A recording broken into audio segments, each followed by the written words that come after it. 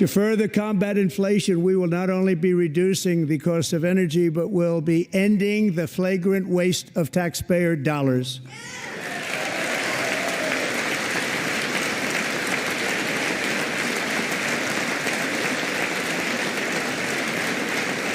And to that end, I have created the brand new Department of Government Efficiency, DOGE. Perhaps you've heard of it. Perhaps.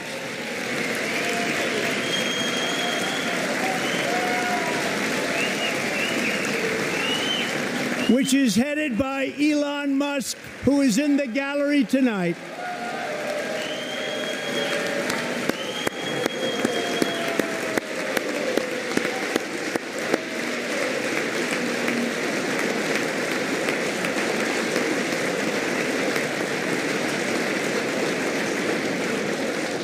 Thank you, Elon. He's working very hard. He didn't need this.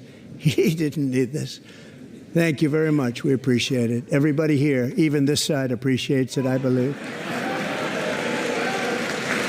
They just don't want to admit that.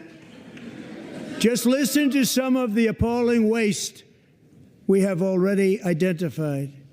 $22 billion from HHS to provide free housing and cars for illegal aliens. $45 million for diversity, equity, and inclusion scholarships in Burma. $40 million to improve the social and economic inclusion of sedentary migrants. Nobody knows what that is. $8 million to promote LGBTQI+ in the African nation of Lesotho, which nobody has ever heard of. $60 million for indigenous peoples and Afro-Colombian empowerment in Central America. $60 million. $8 million for making mice transgender. This is real. $32 million for a left-wing propaganda operation in Moldova. $10 million for male circumcision in Mozambique. $20 million for the Arab Sesame Street in the Middle East. It's a program. $20 million for a program. $1.9 billion to recently created Decarbonization of Homes Committee, headed up, and we know she's involved. Just at the last moment, the money was passed over by a woman named Stacey Abrams. Have you ever heard of her? A $3.5 million consulting contract for lavish fish monitoring. $1.5 million for voter confidence in Liberia. $14 million for social cohesion in Mali. $59 million for illegal alien hotel rooms in New York City. He's a real estate developer. He's done very well. $250,000 to increase vegan local climate action innovation in Zambia. $42 million for social and behavior change in Uganda. $14 million for improving public procurement in Serbia. $47 million for improving learning outcomes in Asia. Asia's doing very well with learning. I don't know what we're doing. Should use it ourselves. And $101 million for DEI contracts at the Department of Education, the most ever paid, nothing even like it. Under the Trump administration, all of these scams, and they're far worse, but I didn't think it was appropriate to talk about them. They're so bad.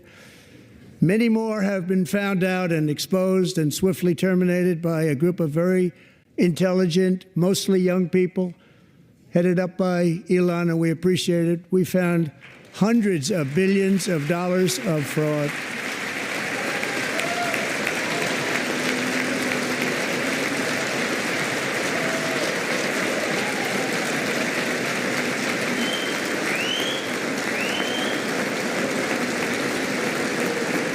And we've taken back the money and reduced our debt to fight inflation and other things.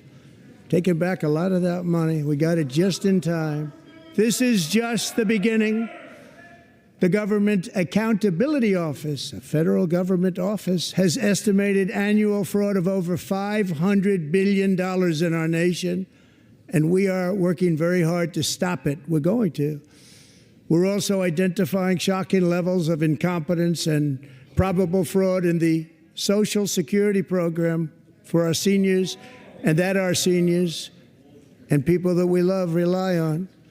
Believe it or not, government databases list 4.7 million Social Security members from people aged 100 to 109 years old. It lists 3.6 million people from ages 110 to 119. I don't know any of them. I know some people that are rather elderly, but not quite that elderly.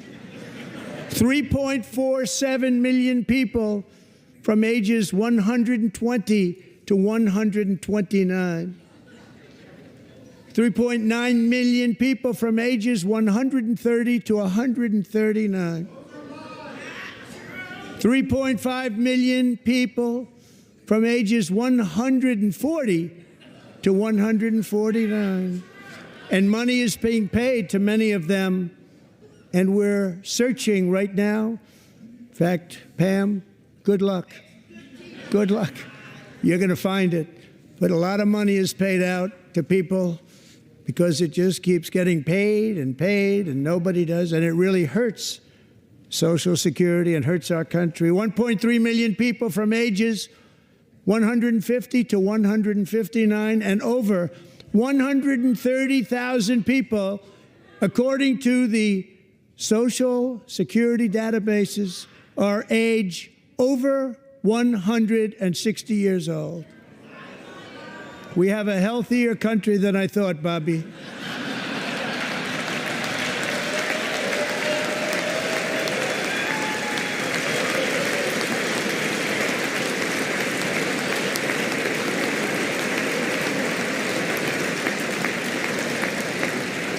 Including, to finish, 1,039 people between the ages of 220 and 229, one person between the age of 240 and 249, and one person is listed at 360 years of age.